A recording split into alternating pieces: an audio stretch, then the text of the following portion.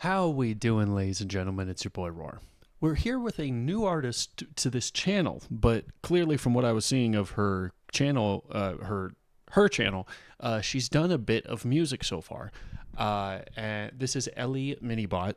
I first heard of her regarding Vidal and Neuro's car expedition that they went on, where they had Ellie, I guess, do all the soldering and wiring and stuff for the car in order to basically put Neuro inside it, which was pretty cool.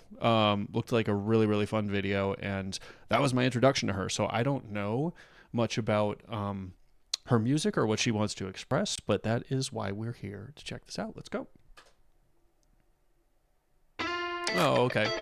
That's a cool menu format. I like that. Where it looks like a game menu.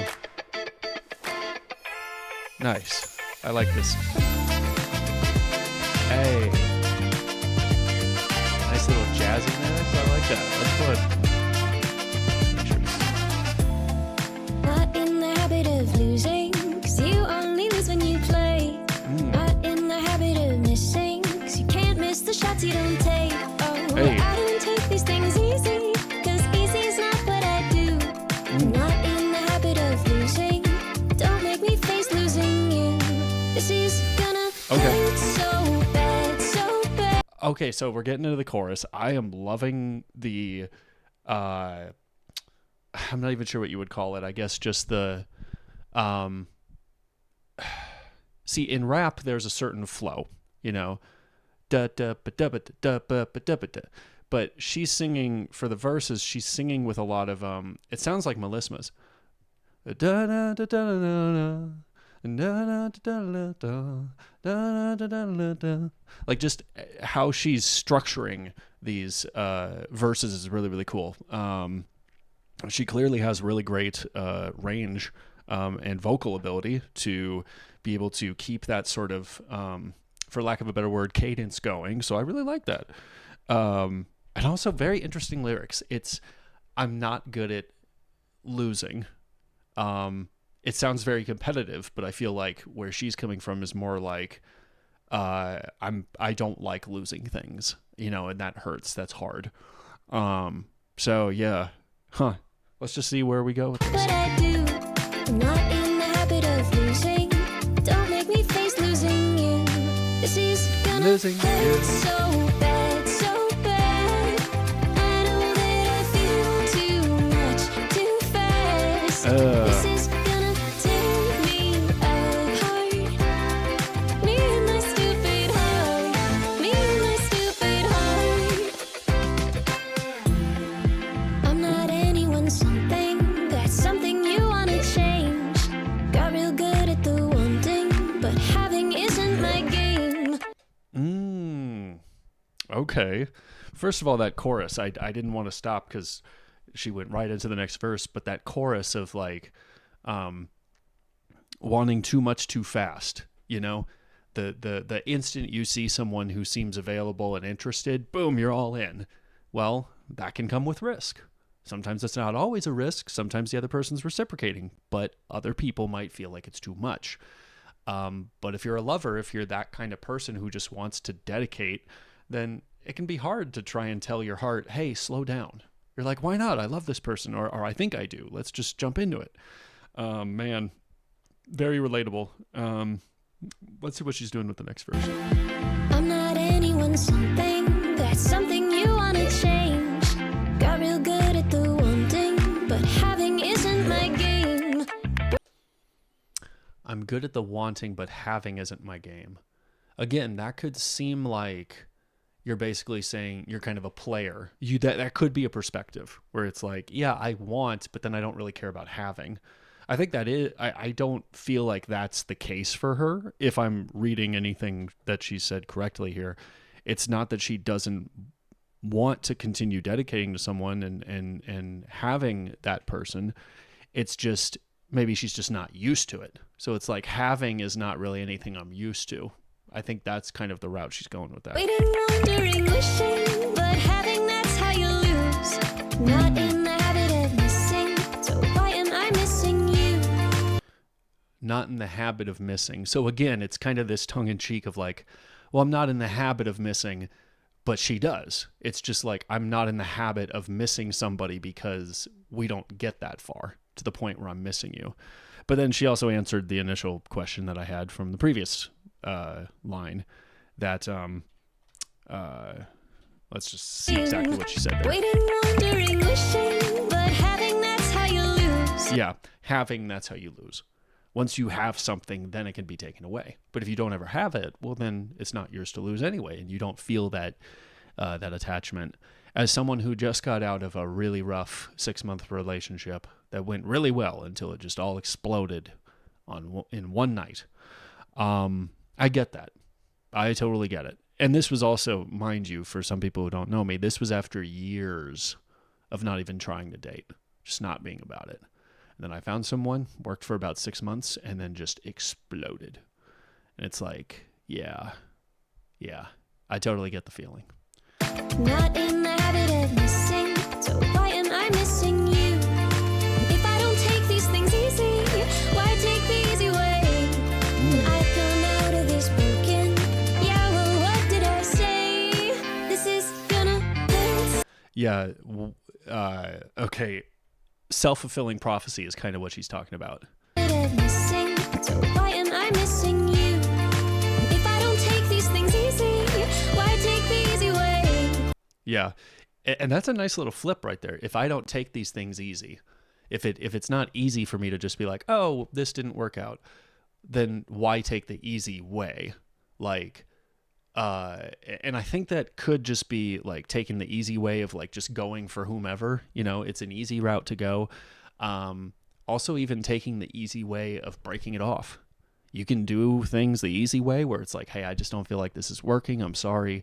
Or the hard way where you can be all passive aggressive and really kind of drag them over the coals for a little bit before realizing, hey, this isn't working out. But I just also, in general, regardless of what perspective she's looking at with that, it's a nice little flip. I don't take these things easy, so why take the easy way? When I come out of this broken, yeah, well, what did I say? Yeah, what did I say? I came out of this broken. I didn't want to do this because I was going to be hurt. What did I say? Well, it happened. And it's true, but it also can set us up for failure in the future, where we can look at it and be like, oh, well, I'm just not going to find anyone who's going to care. And then you find someone, and then you keep thinking, oh, well, any day now they're not going to care. They're going to find out something about me that they won't like, or I'm just going to bore them after a while, and then they won't care. And then they leave, and you're like, see, they didn't care. It's a sad situation a lot of us go through. So that's all I'm saying. This is gonna hurt so bad, so bad. Then I'm gonna feel too much too fast. Said this is gonna tear me apart. But maybe it's supposed to hurt like way too much too fast. Maybe it should shatter me like glass. Gonna let it tear me apart. Me and my stupid heart. Me and my stupid heart. This is gonna hurt so bad, so bad. I know that I feel too much too fast.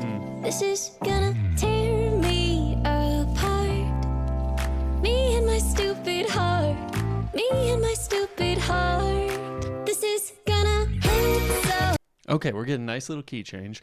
I just had to kind of sit and reflect on that. Having that awareness of like, well, maybe it's supposed to tear you apart. Maybe it is supposed to hurt. I think I can understand that perspective. And I think generally speaking, if we're just speaking, nice little metaphors, when something hurts, it lets you know that it mattered. Because if it doesn't hurt, then it really didn't matter. It didn't affect you. If you're not coming out on the other side like, ooh, that kind of hurt. So the reality that is the case, that you're hurt after something like this, well, that is an indication of like, hey, you gave and you loved very deeply, which is why you grieve deeply. But it also feels like a very small consolation prize for people going through it initially. So I think for her to have that perspective of like, well, maybe it was supposed to go this way, because then it doesn't have to leave you feeling like, oh, well, I'll never be that way again. I'm never going to be hurt again. It's like, no, maybe it was supposed to hurt. So then I can realize, hey, I'm still me. I'm still coming out the other side, and I'm still the emotional person that I am. Who cares? You know? Yeah. That's so bad. I know that I feel too much too fast. Go ahead and take me apart. Me and my stupid heart. She's got a nice higher range. I feel like she's got to be like an alto, probably. Ooh, nice little melisma. This is gonna hurt so bad, so bad. Oh, no. Not the heart. No. Come back down. Bird, grab onto it or something. Oh. Oh, okay. Well, so I saw a little short video on this where she talked about her history with taking her roll-up piano out to a shed and playing out there and singing out there because she was worried about people hearing her music. And I find that really relatable. Like, my friends and I tried to form a band back when we were like 13, 14 years old. We never got anywhere. We probably did enough work to have 2 songs if we really put it all together, you know? And I had no concept of how to like sing along with rock music and stuff, so it would have sounded trash. But, you know, now after a long, long time and making music that I eventually deleted, because that was a whole different thing, the music that I've come back to feels really exciting, but I don't really tell people about it. Like, even when people find my channel, I'm like, oh, okay. Even though on the internet, I'd be happy to have people listen to my music. It's a weird dichotomy.